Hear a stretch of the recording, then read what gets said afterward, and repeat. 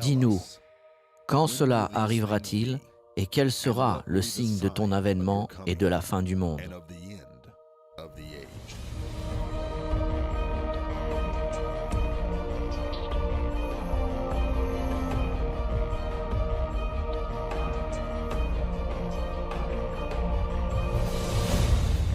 La prophétie que nous étudions aujourd'hui est l'une des plus importantes de la Bible. Sans une bonne compréhension de cette prophétie, il est impossible de saisir l'envergure des prophéties que Dieu nous a données. Cette prophétie s'appelle la Renaissance du Saint-Empire romain. Elle s'est accomplie le 3 novembre 2009. Et il s'agit de l'une des 5 plus importantes prophéties qui s'est accomplie durant ces 2000 dernières années, depuis la crucifixion et la résurrection de Jésus-Christ. Une raison pour laquelle cette prophétie est si importante, c'est que l'Antichrist et le faux prophète sortiront tous les deux de cette renaissance du Saint-Empire romain.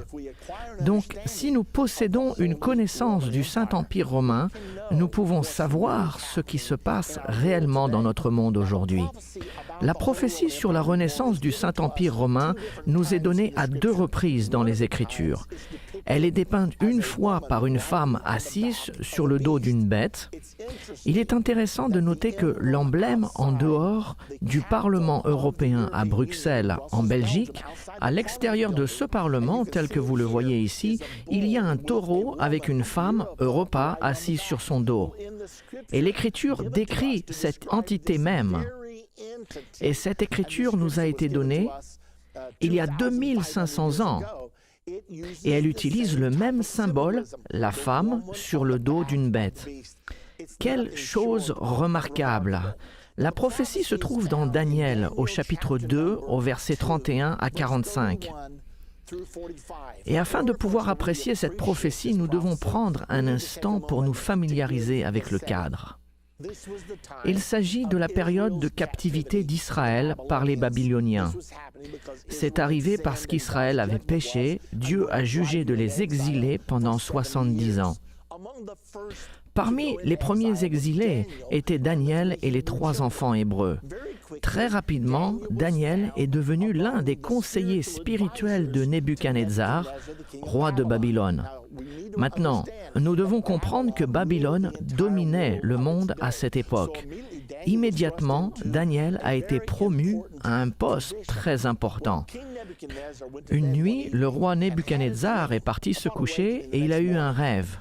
Et à son réveil, le lendemain matin, il se souvint d'avoir un rêve. Ce rêve l'avait perturbé. Il savait que ce rêve était important, mais il ne se souvenait pas de ce contenu. Avez-vous déjà eu cette expérience? Eh bien, c'est ce qui lui est arrivé. Cependant, le roi Nebuchadnezzar, habitué à toujours arriver à ses fins, il s'est dit qu'il avait toujours bien payé ses sages. Il a dit « Je les nourris tous les jours, je les paye, il est temps pour eux de mériter leur salaire. » Il convoqua donc le chef des sages et lui dit « J'ai fait un rêve la nuit dernière. » Et le sage répondit « Pas de problème, racontez-moi votre rêve au roi et nous vous l'expliquerons. » Et Nebuchadnezzar dit « C'est justement cela le problème, je ne me souviens pas ce dont j'ai rêvé. Je veux que vous me disiez mon rêve et ce qu'il signifie. » Les sages étaient donc très perturbés. Ils dirent au roi, « Personne ne nous a jamais demandé de faire une telle chose auparavant. » Nebuchadnezzar a dit, « C'est bien ce que je pensais. Vous êtes tous des imposteurs. Vous êtes tous une bande de charlatans. Je ne vous nourrirai plus. » Et il ordonna de tuer sur le champ tous les sages du royaume. C'était une mauvaise nouvelle, bien évidemment. Et ils sont venus chez Daniel, frappèrent à sa porte et annoncèrent « Nous sommes ici pour te tuer. » C'était bien évidemment une nouvelle effrayante. Et Daniel dit « Attendez un instant, « Ça ne me dérange pas de mourir, mais dites-moi s'il vous plaît pour quelle raison ?» Et ils lui racontèrent très vite l'histoire. Daniel dit « Arrêtez votre programme d'extermination. Je ne peux pas dire au roi son rêve, mais je sers un Dieu qui révèle les secrets des cœurs des hommes, et il peut me révéler son rêve. Je vais aller le prier, et il me révélera le rêve. Puis je le dirai au roi Nebuchadnezzar. » Ils eurent tous un soupir de soulagement, espérant que Daniel pourrait le faire. Daniel fit venir ses 3 amis, Shadrach, Mishach et Abednego, les 3 enfants hébreux, et ils jeûnèrent et prièrent. Le soir même, Daniel partit se coucher et fit un rêve. Et à son réveil, le lendemain matin, il savait que Dieu lui avait révélé le rêve de Nebuchadnezzar. Et en plus, Dieu lui avait donné de comprendre sa signification. Alors, Daniel fut rapidement conduit au roi Nebuchadnezzar pour lui dire son rêve et son interprétation. Maintenant, j'imagine qu'il y avait beaucoup d'appréhension dans le palais ce jour-là, dans la salle du trône. Tout le monde espérait que ce jeune homme juif qui est venu de Jérusalem en captivité serait capable de dire le rêve et de l'interpréter. Voici ce qui arriva ensuite. Daniel commença à raconter le rêve et il dit « Ce que tu as vu, roi, était une image. L'image avait une tête d'or, les bras et la poitrine d'argent, le ventre et les cuisses de laiton, les jambes de fer et les pieds de fer et d'argile mélangés. Alors que tu regardais, une pierre se détacha de la montagne en roulant, elle frappa les pieds de l'image et l'image s'effondra en morceaux. Elle s'est désintégrée comme une paille sur l'air de battage et qui est emportée par le vent d'été. Le roi Nebuchadnezzar fut abasourdi car avez-vous déjà oublié quelque chose et quelqu'un vous rafraîchit la mémoire ? Eh bien, c'est ce qui s'est produit avec le roi. Dès que Daniel a commencé à lui dire le rêve, il a commencé à se souvenir de son rêve. Et il dit, « Daniel, c'est incroyable. Le Dieu que tu sers est vraiment capable de révéler les secrets des cœurs des hommes. » Ainsi, Nebuchadnezzar, roi du monde, réalise qu'il existe un véritable Dieu et qu'il y a des gens qui communiquent avec ce vrai Dieu. Ceci a préparé le terrain pour les futurs événements de la vie de Daniel dans le royaume babylonien. Daniel commença à expliquer le rêve à Nebuchadnezzar en décrivant les détails. Voici ce qu'il dit. Tout d'abord, la tête d'or, les bras et la poitrine d'argent, le ventre et les cuisses de laiton, les jambes de fer et les pieds de fer mélangés avec de l'argile, tous symbolisent des empires. Et il ne s'agit pas de n'importe quel empire, ce sont des empires commençant à partir de maintenant jusqu'à l'arrivée de Dieu pour établir son royaume sur terre. Ce sont des empires qui gouverneront le monde entier. Il y aura beaucoup d'empires qui passeront, mais seulement 5 domineront le monde. Et c'est la raison pour laquelle il y a 5 segments ou parties dans cette image. Et le verset 39 de Daniel 2 nous l'indique. Écoutez ceci. Après toi, Nebuchadnezzar, il s'élèvera un autre royaume moindre que le tien, puis un 3e royaume qui sera d'airain. Et voici la phrase saillante, et qui dominera sur toute la terre. Voilà la phrase qualifiante. Pour faire partie de cette prophétie, les royaumes doivent dominer sur toute la terre. Daniel continue donc à expliquer et dit « Ô toi, Nebuchadnezzar, et ton royaume babylonien, vous êtes la tête d'or et le monde entier compte sur vous pour la direction. Mais cela ne continuera pas toujours, car après vous surgira un autre royaume.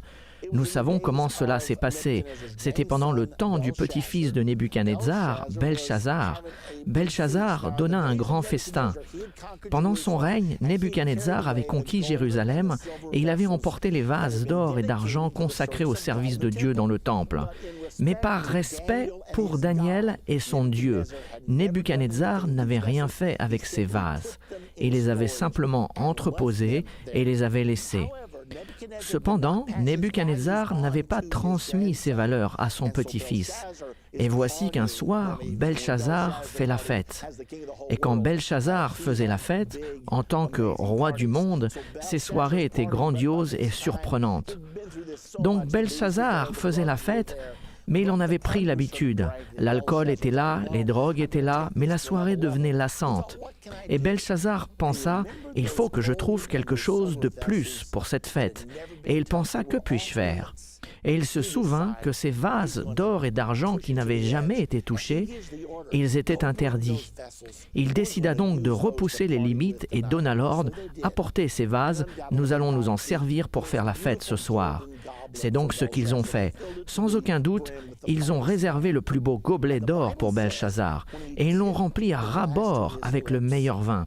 Et la Bible dit que lorsqu'il posa le gobelet sur ses lèvres, un bruit se fit entendre vers sa droite. Et quand il se retourna pour regarder, il vit le doigt d'une main d'homme inscrire un message sur la chaux de la muraille. Laissez-moi vous dire que cela arrêtera net n'importe quelle grande fête. Immédiatement, les gens ont vu cela et ont commencé à s'enfuir. La Bible nous dit de Belchazzar que ses genoux se heurtèrent l'un contre l'autre. Il ordonna d'arrêter la musique et dit « Amenez-moi quelqu'un qui peut m'expliquer tout ceci. » Eh bien, personne n'était capable de le faire. C'était écrit dans une langue inconnue que Belchazzar ne pouvait lire. Puis ils commencèrent à faire un appel. « Y a-t-il quelqu'un qui peut nous l'expliquer ?» Quelqu'un s'avança et dit « Ô roi, je me souviens du temps de ton grand-père Nebuchadnezzar. Il avait fait un rêve que personne ne pouvait interpréter. Mais il y avait cet homme dans le royaume, son nom était Daniel et il était hébreu. Et il a dit à ton grand-père son rêve et sa signification. Je pense qu'il pourrait nous aider. » Immédiatement, Daniel fut convoqué. À son arrivée, Daniel s'est présenté devant Belchazzar. Et là, il donna l'interprétation à Belchazzar. Il dit tout d'abord, ça signifie compter, compter, peser et diviser. C'est cela qui était écrit. Voici ce que cela veut dire. Tu as été pesé dans la balance et tu as été trouvé léger. Cette nuit, ton royaume sera divisé et donné aux Médès et aux Perses. Et c'est exactement ce qui s'est passé. C'est arrivé en l'an 539 avant Jésus-Christ. Cette même nuit, les Médès et les Perses envahissaient Babylone et ils ont renversé le royaume de Babylone cette nuit-là. Et entre l'an 539 et l'an 331 avant Jésus-Christ, les Médès et les Perses régnèrent sur le monde entier. La prophétie continue à dire qu'il y a un autre segment. Récapitulons donc. Une tête d'or, Babylone, des bras et une poitrine d'argent, les Médès et les Perses. Maintenant, examinons le ventre et les cuisses de laiton. Alexandre le Grand a semé la panique dans la région en l'an 331 avant Jésus-Christ. Il a conquis l'empire perse et Médès. Alexandre le Grand avait conquis le monde entier en son temps alors qu'il n'avait que 30 ans. Pouvez-vous imaginer cela ? Et quand il a finalement conquis le dernier bastion de résistance, l'histoire nous dit qu'il s'est assis pour pleurer, car il n'y avait plus de terre à conquérir, car il aimait la guerre par-dessus tout. Ainsi commença le royaume des Grecs, et la Grèce a dominé le monde pendant les 2 siècles suivants, entre l'an 331 et jusqu'à environ l'an 197 avant Jésus-Christ. Ce fut vers l'an 197 avant Jésus-Christ que les Romains ont vaincu les Grecs et commencèrent à régner. En ce qui concerne tous ces empires du monde prophétisés, les Romains étaient symbolisés par les jambes de fer. L'empire romain était le plus fort et a duré le plus longtemps. Entre l'an 197 avant Jésus-Christ et aux environs de l'an 284 après Jésus-Christ, les Romains ont dominé sur le monde entier. C'étaient les Romains qui gouvernaient le monde pendant la période de Jésus-Christ. C'est la raison pour laquelle il y avait des soldats romains à la crucifixion de Jésus. Ils étaient les forces occupantes, là pour renforcer la volonté du gouvernement romain sur le peuple israélien. C'était la raison pour laquelle les gens se sont approchés de Jésus pour lui dire « Devons-nous payer les taxes romaines ?» Évidemment, ils savaient que c'était un piège et que s'il disait non, les Romains viendraient pour l'arrêter et l'enfermer pour rébellion contre l'Empire. Alors Jésus a tout simplement dit « Apportez-moi un denier ». Et ils l'ont fait. Jésus a dit « Quelle est l'inscription sur ce denier ?» Ils répondirent « C'est l'effigie de César ». Et Jésus dit « Rendez à César ce qui appartient à César et à Dieu ce qui est à Dieu ». Maintenant, nous arrivons à la partie la plus importante de cette prophétie. Remarquez que lorsque vous regardez chaque segment de l'image, à chaque fois, il y a un changement de métal. De l'or à l'argent, du laiton au fer, jusqu'à ce que vous arriviez au dernier segment. Vous voyez des jambes de fer puis des pieds de fer mélangés avec de l'argile. Ceci est très important, car cette fois-ci, il n'y a pas un changement total. Ceci nous aide vraiment à comprendre comment sera ce dernier empire. Parce que le dernier empire ne sera pas l'Empire romain, mais il s'apparentera à l'Empire romain.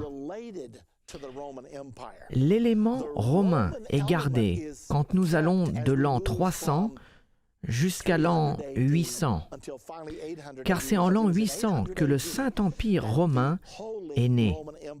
L'Empire romain et le Saint-Empire romain ne sont pas exactement les mêmes. L'Empire romain était totalement séculaire, mais le Saint-Empire romain, comme son nom l'indique, doit être une union, une alliance entre l'Église et l'État, entre la politique et la religion.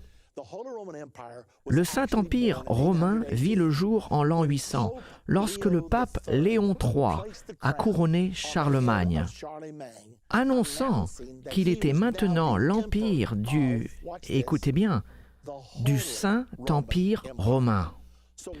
Donc lorsque la Bible dépeint les pieds de fer mélangés avec de l'argile, le fer est l'élément romain et l'argile est l'élément religieux.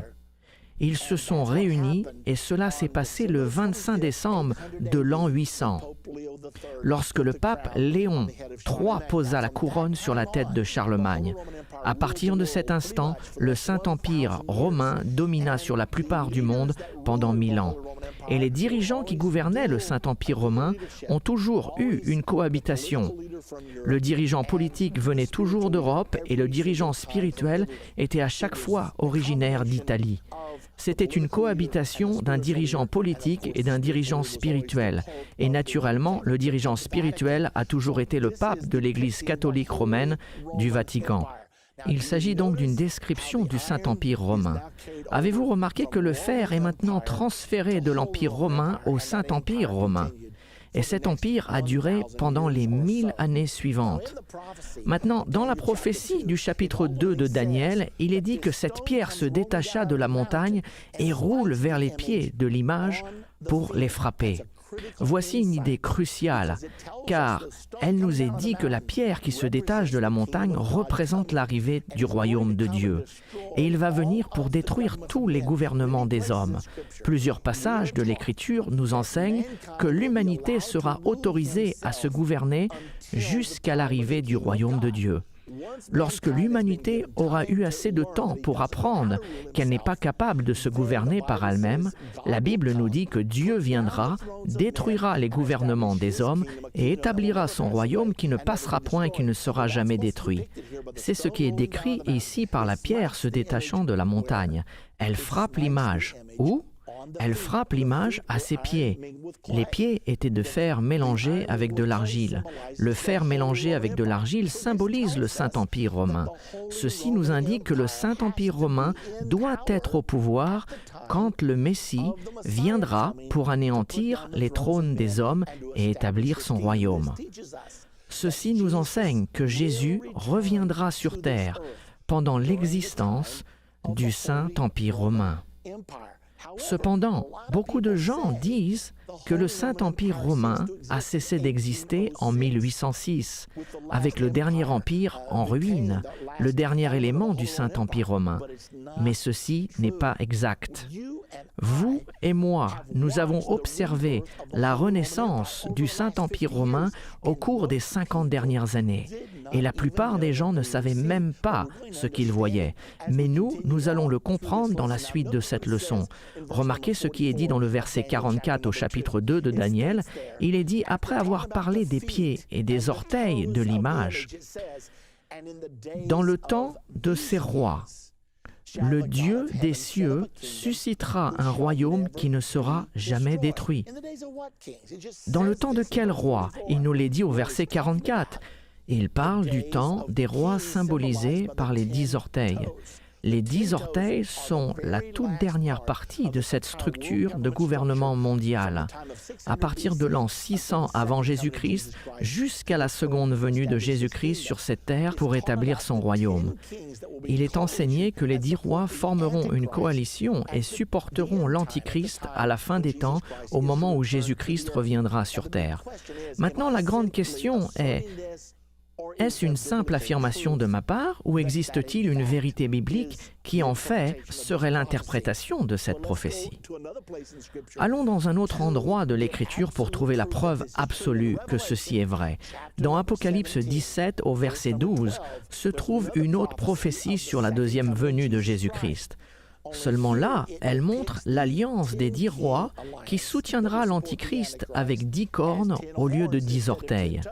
Les 10 orteils de Daniel 2 au verset 44 ont la même signification que les 10 cornes. Cela symbolise la dernière union des 10 nations qui consacrera son soutien à la personne qui dirigera le gouvernement mondial des derniers jours, juste avant la deuxième venue de Jésus-Christ. Cette personne est évidemment l'Antichrist.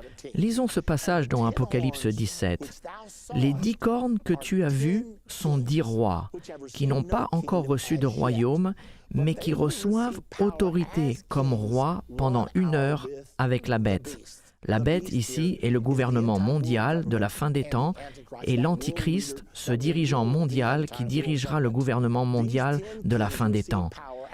Et ces dirigeants recevront le pouvoir comme roi pendant 1 heure avec l'Antichrist. S'agit-il littéralement de 60 minutes quand il indique 1 heure? Bien sûr que non, c'est au sens figuré. Il dit que pendant une fraction de temps, ces rois recevront le pouvoir qui sera de courte durée. Ceux-ci posséderont le même esprit et soumettront leur pouvoir et leur force à la bête. Nous pouvons déjà voir de quoi il s'agit quand on dit le même esprit. De nos jours, nous entendons beaucoup parler de la communauté mondiale. On dit l'Iran doit faire ceci ou quelqu'un d'autre doit faire cela, car il existe maintenant un esprit commun. Et c'est ainsi que cela va se passer. Sauf que cela va devenir de plus en plus prononcé au fur et à mesure que nous nous approchons de son avènement. Ils auront donc un esprit commun et ils donneront volontairement leur pouvoir et leur force au dictateur mondial de la fin des temps que nous connaissons comme l'Antichrist. Cependant, il continue en disant dans le verset 14 du chapitre 17 de l'Apocalypse, et il est dit que ces rois feront la guerre avec l'agneau. Maintenant, qui est l'agneau? Nous connaissons tous la réponse. Jésus-Christ est l'agneau qui ôte les péchés du monde. Donc quand Jésus-Christ reviendra pour établir son royaume, ces 10 rois, en alliance avec l'Antichrist, vont combattre contre Jésus lors de son arrivée. Ceux-ci feront la guerre contre l'agneau, Jésus-Christ. Vous souvenez-vous de ce que Jean-Baptiste a dit lorsque Jésus-Christ est arrivé sur la scène pour se faire baptiser? Souvenez-vous que Jean-Baptiste leva les yeux, vit Jésus et s'exclama « Voici l'agneau de Dieu qui ôte le péché du monde ». Jésus est donc l'agneau, et lorsqu'il reviendra, ils vont lui résister. La Bible dit, ils combattront contre l'agneau, et l'agneau les vaincra parce qu'il est le Seigneur des seigneurs et le Roi des rois. Et les appelés, les élus et les fidèles qui sont avec lui les vaincront aussi. Ainsi, lorsque Jésus reviendra, nous l'aurons déjà rejoint dans les airs. Car ceux qui font partie de l'Église de Jésus-Christ, ceux qui sont nés de nouveau, seront enlevés pour aller à la rencontre du Seigneur dans les airs. Puis nous partirons avec lui. Il descendra sur le mont des Oliviers à Jérusalem pour la bataille d'Armageddon.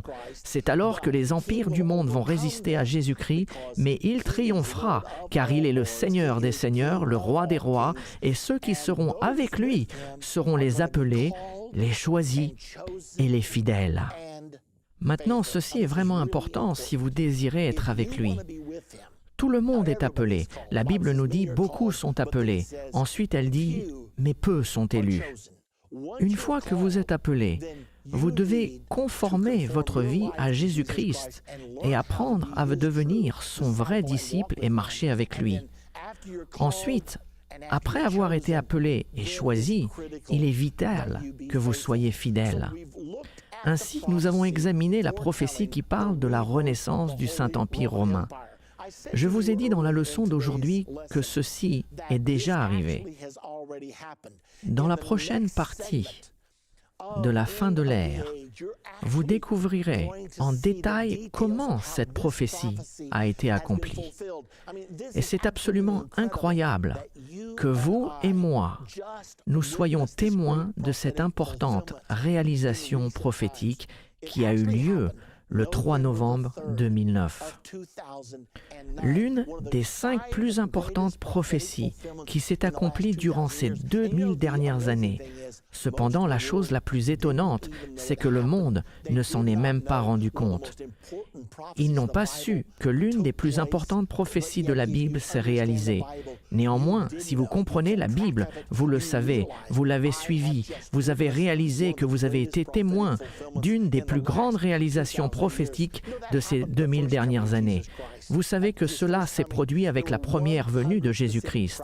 Sa première venue, il y avait 100 prophéties spécifiques et elles se sont toutes accomplies, mais la plupart des gens l'avaient totalement ignorée.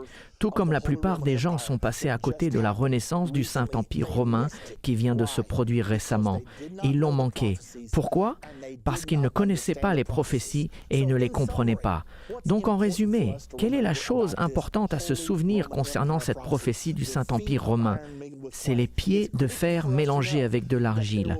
Il est crucial de savoir qu'il y aura 2 dirigeants dans ce Saint-Empire romain. Il y a toujours eu un dirigeant politique et un dirigeant spirituel. Et dans la prochaine partie, vous découvrirez qu'il y aura de nouveau un dirigeant spirituel et un dirigeant politique. Seulement, selon la prophétie, le dirigeant politique sera l'Antichrist et le dirigeant spirituel sera le faux prophète. Il est donc très important que nous le réalisions.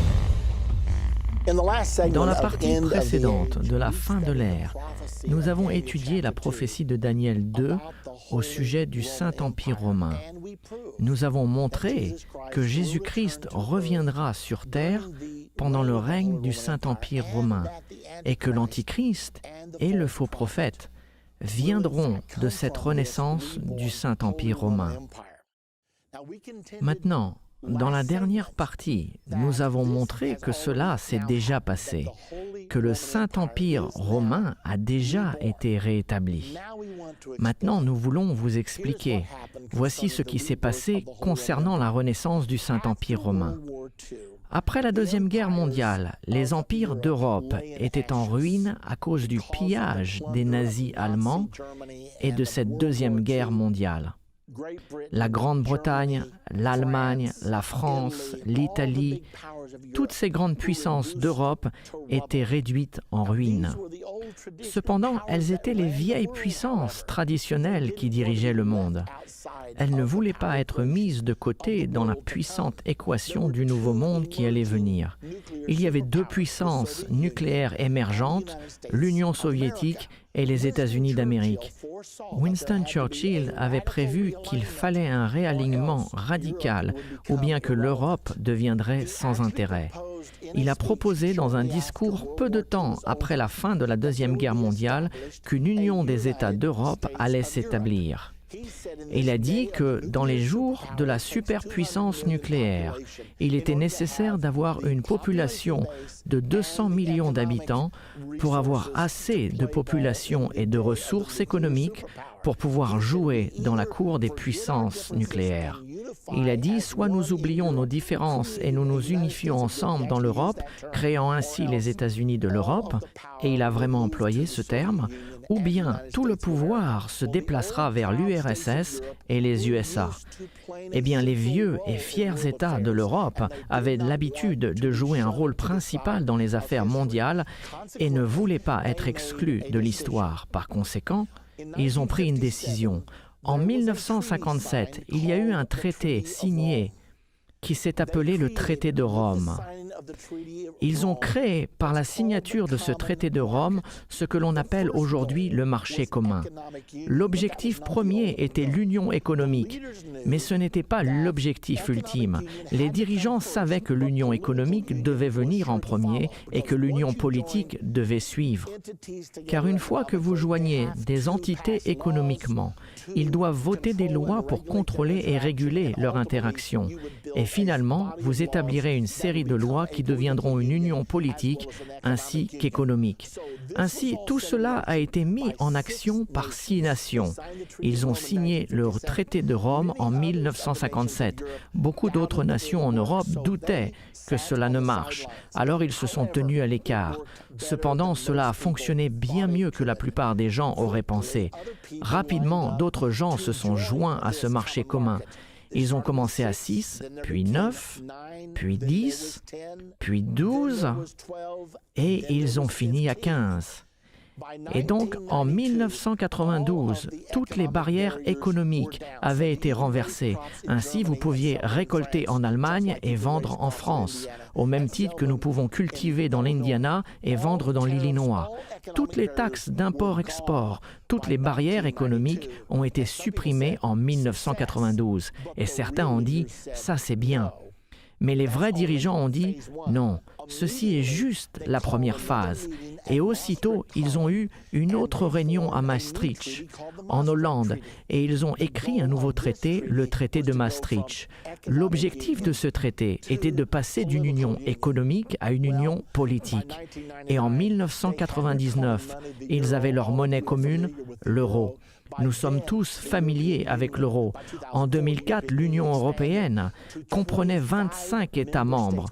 Nous parlons de 25 nations qui ont fusionné leur économie. Et en plus, elles ont abandonné leur propre monnaie et accepté la monnaie commune de l'Europe, l'euro. Et en 2007, ils étaient maintenant 27 membres appartenant à ce qui était devenu l'Union européenne. Ce n'était plus le marché commun car cette phase était finie. Ils ont donc adopté ce nom d'Union européenne. En 2007, ils étaient la puissance économique numéro 1 au monde. Sa population était de 500 millions d'habitants avec la plus grande force économique sur la planète. Voilà où ils en étaient à ce moment-là. Mais la mission n'était pas encore achevée. Nous voulons faire une petite pause ici et nous poser cette question, car j'ai dépeint un scénario que je vous demande de suivre. C'est que l'Union européenne était réellement la renaissance prophétisée du Saint-Empire romain. Ce même Saint-Empire romain qui a été prophétisé, duquel s'élèvera l'Antichrist et le faux prophète. Maintenant, est-ce que cela est vraiment vrai? Ou bien est-ce que je lis tout simplement quelque chose qui n'est pas là? Eh bien, ils ont décidé qu'ils commenceraient à imprimer leur monnaie. La première monnaie a été fabriquée en 1987, une pièce appelée l'écu, l'unité monétaire européenne. Et quand ils ont décidé d'imprimer la première monnaie en tant qu'Union européenne, ils ont cherché quel personnage à imprimer qui représenterait ce qu'ils étaient en train de faire. Pouvez-vous deviner quel personnage ils ont choisi pour symboliser ce qui était en train de naître? Voici une copie de la pièce de monnaie. Vous pouvez le voir par vous-même. Ils ont mis la photo de Charlemagne. Souvenez-vous, il était le premier empereur du Saint-Empire romain. Le pape Léon III a placé une couronne sur sa tête le jour de Noël, le 25 décembre de l'an 800. Ils ont donc décidé de mettre sa photo sur la première pièce de monnaie. Comprenaient-ils qu'ils étaient au cœur de la renaissance du Saint-Empire romain? Absolument. Ce n'est pas la seule preuve que nous avons, car ils ont aussi décidé d'attribuer une récompense annuelle aux chefs d'État qui feraient le plus dans l'année pour promouvoir l'unification européenne, la réalisation de leur rêve d'avoir les États-Unis de l'Europe. Et ils cherchaient un nom pour ce prix de l'unification européenne. Pouvez-vous deviner comment ils ont décidé de l'appeler? Eh bien, je vous le donne en mille. C'est le prix Charlemagne. Et ce prix est donné chaque année. Vous pouvez voir la photo du président Clinton. Il a reçu le prix Charlemagne en l'an 2000. Pourquoi? Car il y avait un problème avec la Yougoslavie. L'Europe avait besoin de la Yougoslavie en tant qu'élément de ces États-Unis d'Europe un élément de son Union européenne. Mais Slobodan Milošević ne voulait pas perdre sa souveraineté et résistait pour entrer dans l'Union européenne. Alors il a dû être évincé et le président Clinton s'est chargé de le faire. Il s'est servi des forces de l'OTAN pour renverser Slobodan Milošević et il a fini devant la justice de la Cour mondiale de la Haye. Et aujourd'hui, vous l'avez deviné, la Yougoslavie fait partie de l'Union européenne et le président Clinton a reçu un prix pour cela. En fait, il y a des choses intéressantes qui ont été dites à cette cérémonie du prix Charlemagne donné en honneur à Clinton. D'autre part, il est allé à Aachen, en Allemagne, où le prix est attribué. Et c'est la ville natale de Charlemagne. Il y a toujours à Aachen la cathédrale qu'il a construite en l'an 800. Et vous pouvez y voir le président Clinton ici recevoir son prix. Écoutez certaines choses que Clinton a dites dans son discours d'acceptation. Le travail de construire une Europe unie n'est certainement pas fini. Il est important de ne pas trop se donner d'autosatisfaction. Clinton a dit cela en devenant le 3e Américain à recevoir ce prix international et prestigieux, le prix Charlemagne, pour avoir promu l'unité européenne. Ainsi, Clinton a compris pleinement ce que ce prix signifiait. Il a compris ce qu'il faisait quand il dirigeait les opérations contre Slobodan Milošević. Il a compris qu'il avait reçu le prix pour avoir ramené la Yougoslavie dans les États-Unis de l'Europe. Mais ce n'est pas tout. Non seulement nous avons la photo de Charlemagne sur la première pièce de monnaie, non seulement nous avons le prix Charlemagne, mais l'hebdomadaire le plus important en Europe, l'Économiste. Certains l'appellent la revue des rois et des présidents. C'est la revue la plus suivie en Europe. Elle appartient à la famille Rothschild. Elle sort chaque semaine et ce magazine L'Économiste consacre une page chaque semaine dans chaque numéro à l'unification européenne et aux derniers développements qui se sont passés dans la semaine pour l'unification européenne depuis la sortie du marché commun. Maintenant, pouvez-vous imaginer comment ils appellent cette page spéciale chaque semaine? Vous commencez à le voir maintenant? La voici. Elle est appelée la page Charlemagne. Maintenant, savent-ils ce qu'ils font ou pas? D'autre part, d'autres nations essayent toujours de s'y joindre, car l'Union européenne devient de plus en plus puissante, pas seulement en tant que quantité économique, mais en tant qu'union politique dans le monde, et beaucoup cherchent à faire partie de l'Union européenne. Cependant, lorsqu'ils présentent leurs demandes, il y a un bâtiment spécial pour cela à Bruxelles, qui est le siège social de l'Union européenne.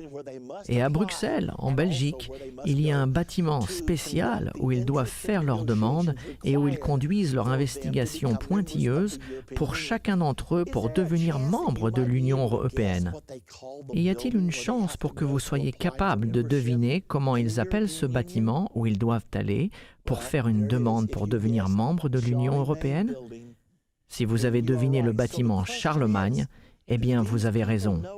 Ainsi, la question est, est-ce que ces gens savent ce qu'ils font? Charlemagne sur leur monnaie? Le prix Charlemagne? La page Charlemagne dans le magazine de L'Économiste? Et le bâtiment Charlemagne? Je pense qu'ils savent ce qu'ils font. Je pense qu'ils savent qu'ils sont au cœur de la Renaissance du Saint-Empire romain. Il y a encore une chose que vous devez voir, car vous ne pouvez pas avoir une nation sans avoir un drapeau. Et ils en ont un. Voici leur drapeau. Si vous le regardez, dans la partie supérieure, vous voyez un drapeau bleu avec 12 étoiles dorées superposées sur le drapeau. Et tout de suite, on se dit, qu'est-ce que cela signifie? Pourquoi ont-ils 12 étoiles? Quelqu'un a dit, sur le drapeau des États-Unis, puisque nous avons 50 États, donc nous avons 50 étoiles. Quand nous avions 48 États, nous avions 48 étoiles. Mais eux, ils n'ont pas 12 États. Ils sont aujourd'hui à 27 et ils ont toujours 12 étoiles. J'ai demandé aux gens qui travaillaient au Parlement à Bruxelles, lorsque j'étais en train de le visiter, « Pourquoi avez-vous seulement 12 étoiles sur votre drapeau ?» Ils m'ont regardé, abasourdi, et m'ont répondu, « Eh bien, nous avons 12 membres. » Je leur ai dit, « Non, vous en avez actuellement 27. » Et ils m'ont répondu, « On ne sait pas exactement. » J'ai découvert pourquoi ils ont 12 étoiles.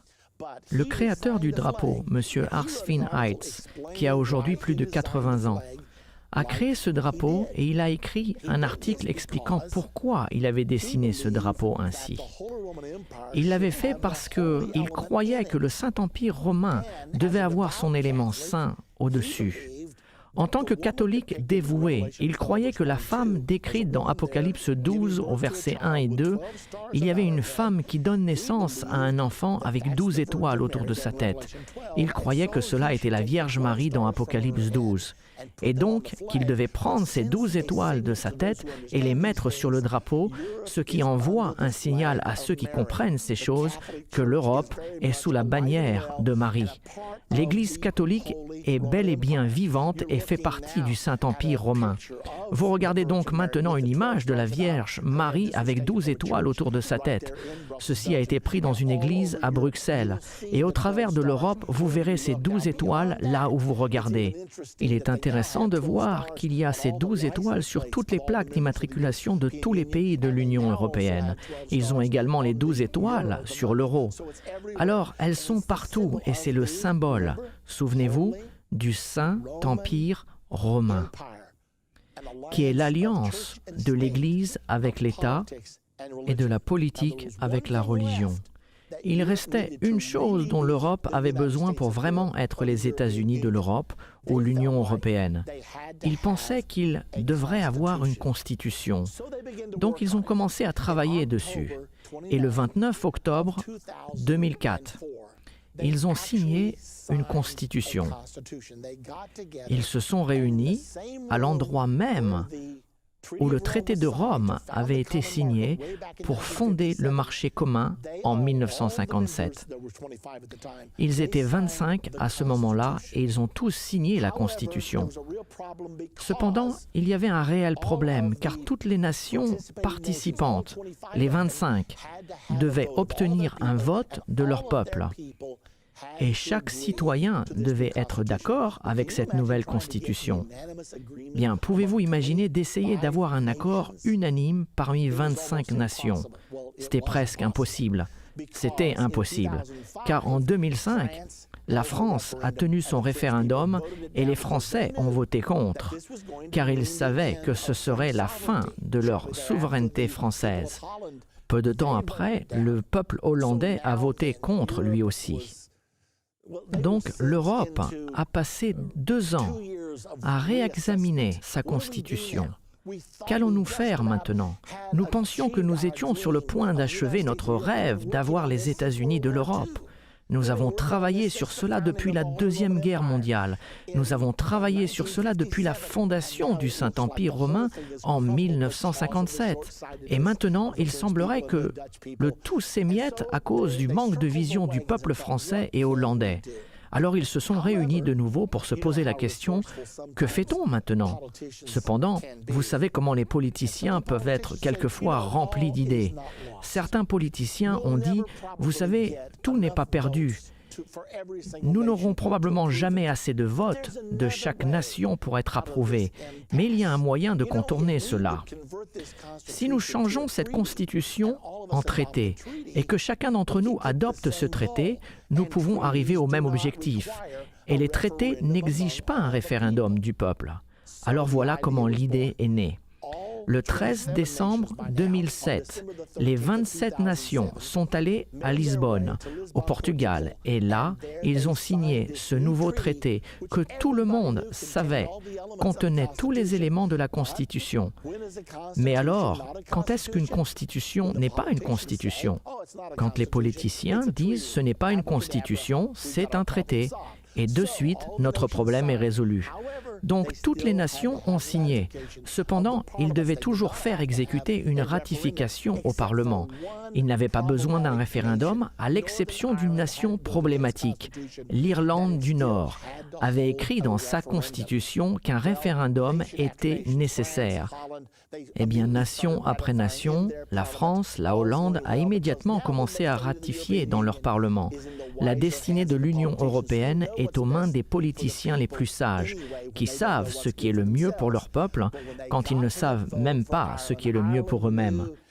Mais quand c'était le moment de voter en Irlande, les Irlandais savaient que c'était la fin de la souveraineté irlandaise s'ils disaient oui, et ont donc voté non. Alors nous avons ce petit pays qui gâche ce grand rêve. Très rapidement, les plus grands membres de l'Union européenne ont dit à l'Irlande « Si vous voulez rester dans l'Union européenne, il va falloir trouver un moyen de changer votre vote. » Alors ils ont commencé à acheminer des fonds et ont lancé une énorme campagne de relations publiques et dépensé des centaines de millions d'euros. Et une année après, le peuple irlandais décidait de revoter. À ce moment-là, en 2008, ils se trouvaient au milieu d'une crise économique et ils ont commencé à penser « Que va-t-il se passer si nous restons seuls ? Nous avons la protection de l'Union européenne. Vous savez, peut-être que ce serait une bonne chose de faire partie de l'Union européenne. » Alors, ils ont voté de nouveau et évidemment, ils ont approuvé. Rapidement, les quelques résistants ont commencé à ratifier ce traité. Puis le 3 novembre 2009, la dernière nation à ratifier était la nation de la République tchèque. Et ils l'ont ratifié. Et quand ils l'ont fait, le Saint-Empire romain était de nouveau né. Le 3 novembre 2009, cette entité est née. Celui qui va être au pouvoir sur terre au moment de l'Antichrist, du faux prophète et du retour de Jésus-Christ. Il est donc existant aujourd'hui. Nous allons voir une vidéo maintenant où vous allez être témoin des signatures. Remarquez que les signatures sont faites dans un monastère. Pourquoi à cet endroit? C'est intéressant. Est-ce que cela a quelque chose à faire avec la religion et la politique? Nous voyons ici tous ces dirigeants politiques dans un monastère et vous allez voir chaque chef d'État, l'un après l'autre, apposer leur signature sur le document. Maintenant, notez à quel point ceci est historique. Notez quelle importance ils donnent à tout cela. Et ils ont raison. Ils savent ce qu'ils font. Ils savent que cela est un tournant et qu'ils donnent naissance de nouveau au Saint-Empire romain. Regardez cela.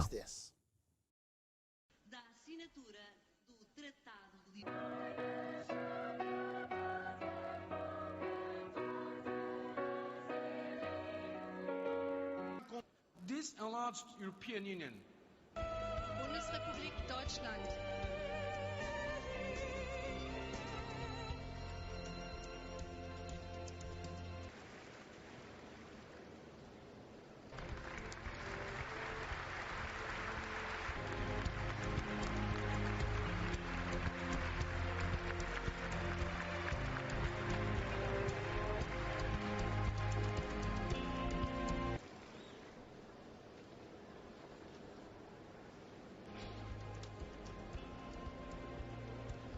Reino dos Países Baixos. Het Koninkrijk der Nederlanden.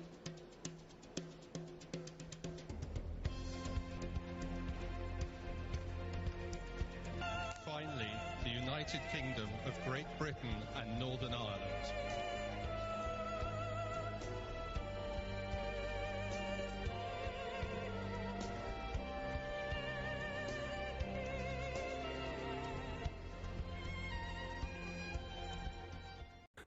Il y aura bien un Monsieur Europe, un président permanent et un ministre des Affaires étrangères pour l'Europe. Ces personnes sont désignées pour ce traité à avoir davantage de puissance au fil du temps, en sorte que l'Europe devienne plus centralisée afin que le pouvoir passe de la main des nations membres à celle de Bruxelles. Nous pensons que ceci ramène l'Europe dans la mauvaise direction. Eh bien voilà, vous venez d'être témoin de la signature du traité de la Constitution des États-Unis d'Europe. L'Amérique a sa Constitution, maintenant l'Union européenne a la sienne. Le dernier membre dont nous avons parlé tout à l'heure a ratifié le 3 novembre 2009. Alors ces gens qui pensent que le Saint-Empire romain a cessé d'exister en 1806 vont être surpris, car nous venons d'être témoins au cours des 50 dernières années de la reformation et maintenant de la renaissance du Saint-Empire romain. Maintenant, l'une des choses que le traité de Lisbonne prévoit, c'est qu'une fois la Constitution signée, l'Europe aura son propre président et son propre premier ministre permanent, juste comme les États-Unis d'Amérique ont un président américain et un secrétaire d'État. L'Europe va maintenant avoir les siens. Cela s'est passé quelques semaines après la signature de la Constitution, puisque le 19 novembre 2009, Herman Van Rompuy de Belgique a été choisi comme premier président de l'Union européenne. Et Catherine Ashton de la Grande-Bretagne a été choisie pour être la ministre des Affaires étrangères. Ainsi, nous y sommes. Le moment n'est pas encore arrivé. Tout n'est pas encore exactement en place. Nous ne comprenons pas vraiment d'où va venir l'union des 10 nations, mais nous le verrons très rapidement. Alors, où en sommes-nous et que veut dire tout cela pour vous et moi maintenant ? Ce que cela signifie, c'est que la renaissance prophétisée du Saint-Empire romain est maintenant accomplie. Nous voyons ici dans Apocalypse 17 une autre image du Saint-Empire romain. Mais cette fois-ci, nous avons le système du gouvernement mondial décrit comme une bête ayant 7 têtes et 10 cornes. Toutes ces choses-là ont été expliquées dans nos précédentes leçons de la série La fin de l'ère. Cependant, on voit cette femme, qui est le symbole du Vatican, assise sur le dos de ce système du gouvernement mondial. Ceci sera la puissance de l'Antichrist. Ce sera l'union de la politique et de la religion. Maintenant, beaucoup de personnes se demandent si l'Antichrist pourrait être musulman. Pas selon cette prophétie du Saint-Empire romain. Il est clairement dit que cette union de 10 nations, et souvenez-vous ce que les 10 cornes et les 10 orteils symbolisent, il est dit que l'Antichrist s'élèvera d'au milieu d'elle, qu'il aura une autre corne qui déracinera 3 rois et que cet homme sera l'Antichrist. Cela nous donne la preuve absolue que l'Antichrist viendra du fer et de l'argile mélangés depuis la bête montée par la femme. Rappelez-vous la photo montrant l'extérieur du Parlement à Bruxelles, à l'extérieur du Parlement de l'Union européenne, Europa, sur le dos d'un taureau. Ceci est très similaire avec ce que nous assistons à ce moment. Cela nous montre donc que le 3 novembre 2009, le Saint-Empire romain était de ce fait de nouveau né. Tout juste comme la prophétie de Daniel 2 et comme la prophétie dans Apocalypse 17. La prophétie dit que pendant cette ère, Jésus-Christ reviendra sur terre et que l'Antichrist aura ses 3 ans et demi de règne et que le faux prophète régnera avec lui et que Jésus-Christ viendra. Eh bien, le Saint-Empire romain a été rétabli. Alors ma question est, est-ce que l'Antichrist et le faux prophète sont encore loin ?